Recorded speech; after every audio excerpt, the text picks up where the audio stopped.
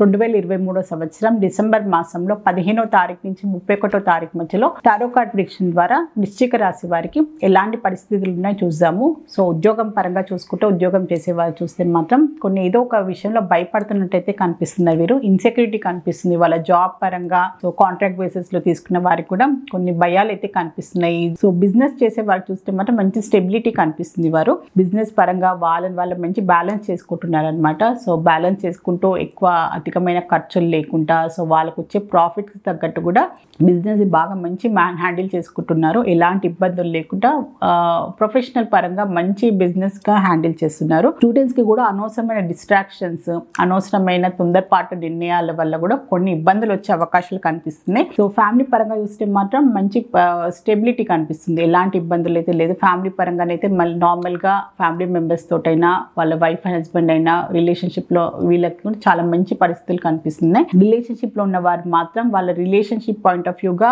వీళ్ళు డిస్కస్ చేయడము, దానికి సంబంధించిన అభిప్రాయాలు తీసుకోవడము, ఫ్యామిలీ మెంబర్స్ తో మాట్లాడము, సో దీనికి సంబంధించిన వీళ్ళు ఫ్యూచర్ పాయింట్ ఆఫ్ వ్యూ గా ఆలోచనలు తీసుకోవడము, సో దానికి సంబంధించిన ఆలోచనలు బాగా కనిపిస్తున్నాయి.